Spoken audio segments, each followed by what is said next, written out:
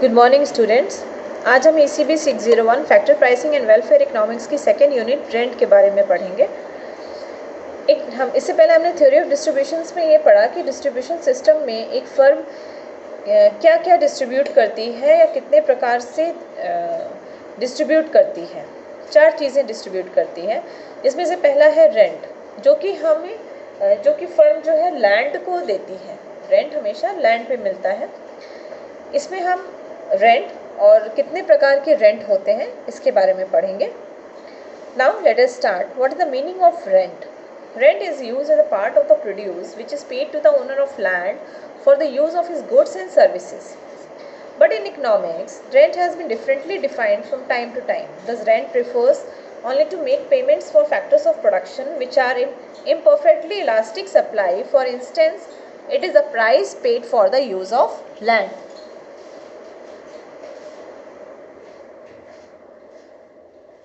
विभिन्न अर्थशास्त्रियों ने विभिन्न प्रकार की परिभाषाएं भी दी हैं। According to Ricardo, rent is that portion of the produce of earth which is paid to landlord for the use of original and indestructible powers of the soil. According to Marshall, rent is the income derived from the ownership of land and other free gifts of nature. He further called it quasi-rent, which arises on the man-made equipments and machines in the short period and tend to disappear in the long period. According to Professor Carver, rent is the price paid for the use of land. According to classical economists, rent is the payment for the use of land only. And according to modern economists, rent is the surplus which is difference between actual earning and transfer earning. There are so many types of rent.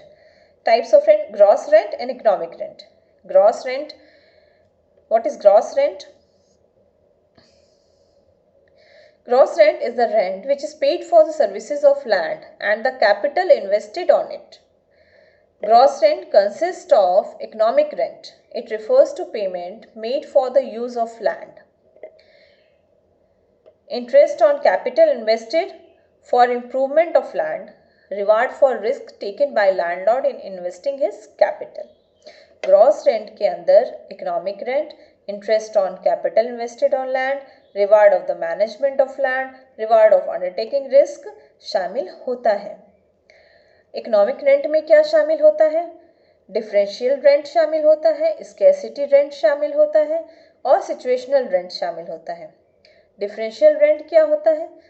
जो कि मान लीजिए ABCD 4 भाग हैं भूमि के और उपजाऊपन और उत्पादकता के आधार पर इन चारों में अलग अलग लगान उत्पन्न होगा, क्योंकि फर्टिलिटी किसी की कम होती है और किसी की ज़्यादा होती है। इसी को ही भेदात्मक लगान डिफरेंशियल रेंट कहते हैं। सेकेंड है स्कैसिटी रेंट, जो कि डिमांड और सप्लाई पे निर्भर करता है।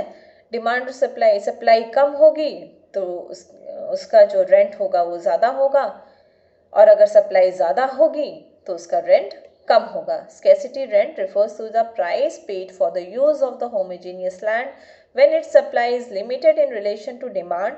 If all land is homogeneous but demand for land exceeds its supply, the entire land will earn economic rent by virtue of its scarcity.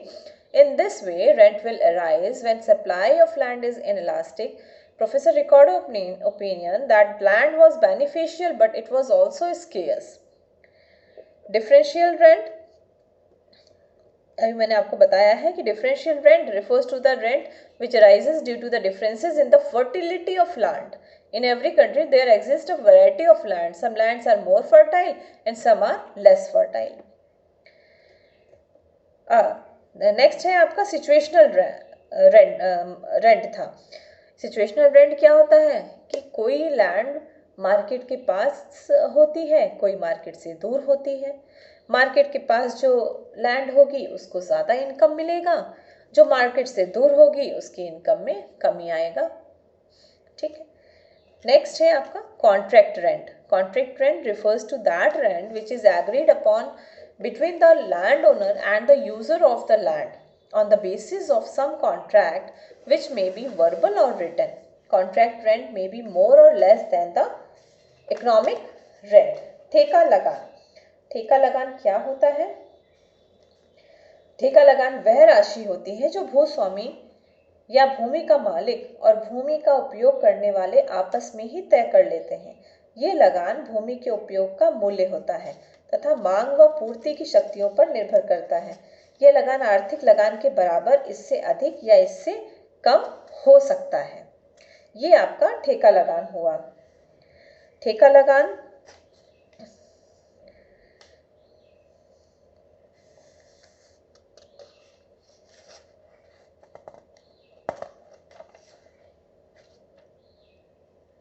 अर्ध लगान किसे कहते हैं? मानव निर्मित उपकरणों की अल्पकाल में पूर्ति सीमित होने के कारण जो आगम का लागत पर आर्थिक आधिक्य होता है उसे अर्ध लगान कहते हैं। आर्थिक लगान कैसे मापा जा सकता है? आर्थिक लगान वास्तविक आय और हस्तांतरण आय का अंतर जो होता है वो आर्थिक लगान होता है। जैसे एक एग्जाम्पल से आप समझ सकते हैं, मान लीजिए पवन को की जो वर्तमान व्यवसाय में 2000 रुपये वेतन मिलता है, ठीक है, उसके अगले श्रेष्ठ वैकल्पिक व्यवसाय में 1500 रुपये वेतन मिलेगा। अब इसमें आर्थिक लगान क्या होगा? आर्थिक लगान ये होगा जो वास्तविक आय उसकी है 2000 रुपये माइनस हस्तांतरण आय 1500 रुपये इज इक्वल टू 500 रुपये। 500 रुपये उसकी आर्थिक लगान हो जाएगा, ठीक है। अब हस्तांतरण आय क्या होती है? एक उत्पादन के साधन को जो अगले सर्वश्रेष्ठ वैकल्पिक प्रयोग में भुगतान मिलता है वह हस्तांतरण आय होती है। यदि साधन की पूर्णतया बेरोजगार है तो हस्तांतरण आय शून्य होगी और इसके कारण सारी वास्तविक आय लगान होगी।